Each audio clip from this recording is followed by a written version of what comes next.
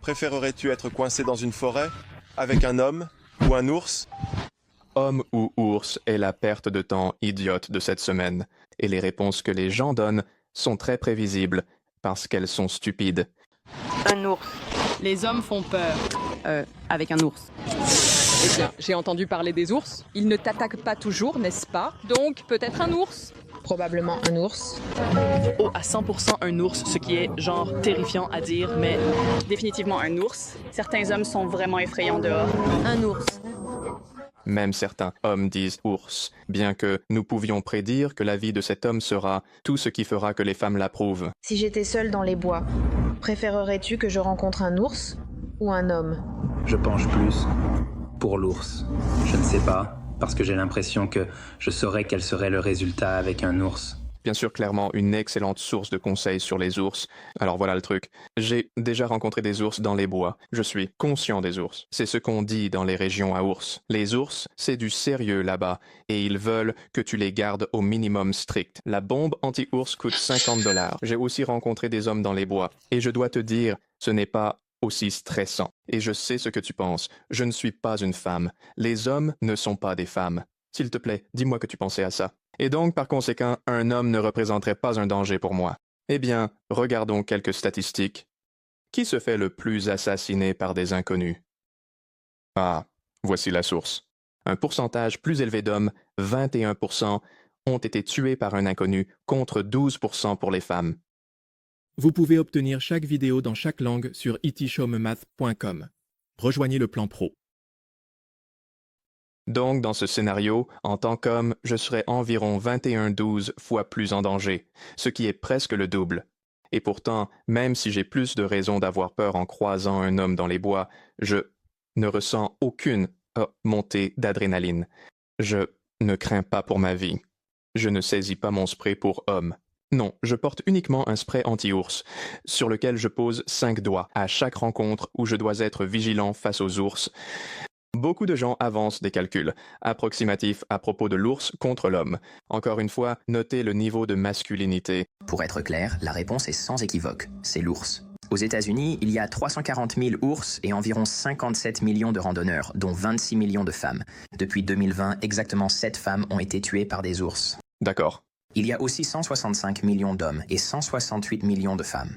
Depuis 2020, il y a eu 8000 attaques mortelles d'hommes contre des femmes. D'accord, je vois où tu veux en venir. Pour ajuster en fonction de la population, le nombre d'ours aux États-Unis devrait être multiplié par 485 pour égaler la population masculine. Donc dans cette hypothèse, cela ferait 3395 décès. D'accord, c'est bien plus que 7. Vous avez donc toujours plus de 2 fois plus de risques d'être tué par un homme que par un ours si vous êtes une femme aux États-Unis. Attends une minute. Je croyais que tu avais dit qu'il n'y avait que 26 millions de randonneurs. Il faut bien être là où se trouvent les ours pour risquer une attaque d'ours, non? Tu es en train de suggérer que s'il y avait plus d'ours, ils prendraient tous des Uber. J'ai fait le calcul pour toi. Ce chiffre divisé par celui-ci commence par 3 zéros, et celui-là divisé par celui-ci commence par 4. La raison pour laquelle tout cela est absurde, c'est que la seule façon de savoir qui est le plus dangereux, c'est de diviser le nombre total d'attaques par le nombre total de rencontres. Et comment vas-tu compter le nombre de rencontres que tu fais avec des inconnus chaque jour? Ce n'est pas des milliers par jour si tu vis en ville. C'était quand la dernière fois que tu es tombé sur 1000 ours? Ils prospèrent dans le parc national de Grand Teton et j'en ai vu 0. Donc dire « je préférerais croiser un ours », c'est clairement malhonnête. Ils argumentent de mauvaise foi. Pourquoi feraient-ils? Parce que cela fait de vous une menace qu'il faut contrôler.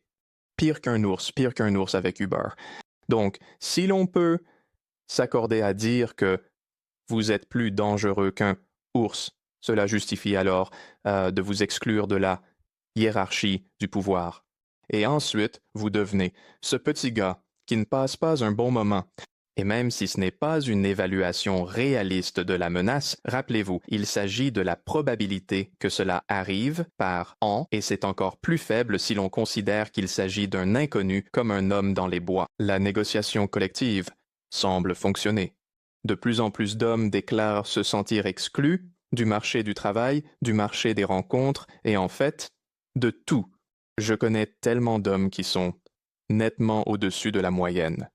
et ils sortent dans le monde pour faire quelque chose et on leur dit « Ouais, non, on réserve ça pour quelqu'un d'autre. Ça aurait pu être moi. Si je n'avais pas explosé sur TikTok, ça aurait été moi. » Il y en a un, plus petit derrière. Il n'a pas de bouche, c'est un peu plus réaliste. Donc, les calculs n'ont pas vraiment de sens, mais de toute façon, on n'en a pas vraiment besoin parce que personne ne croit réellement que quelqu'un aurait plus peur de croiser un homme dans les bois qu'un ours.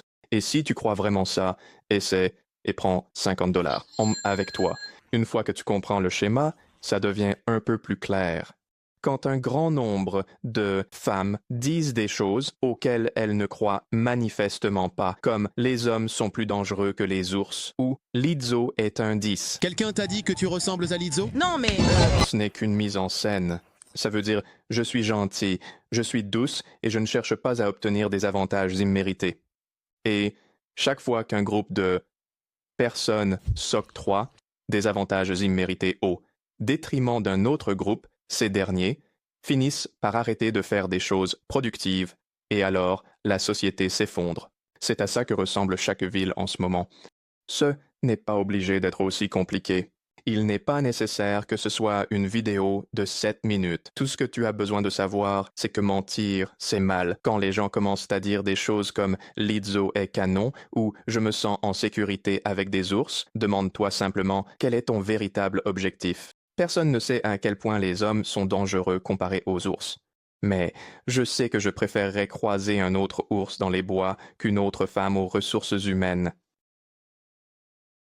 Vous pouvez obtenir chaque vidéo dans chaque langue sur itshowmemath.com. Rejoignez le plan pro.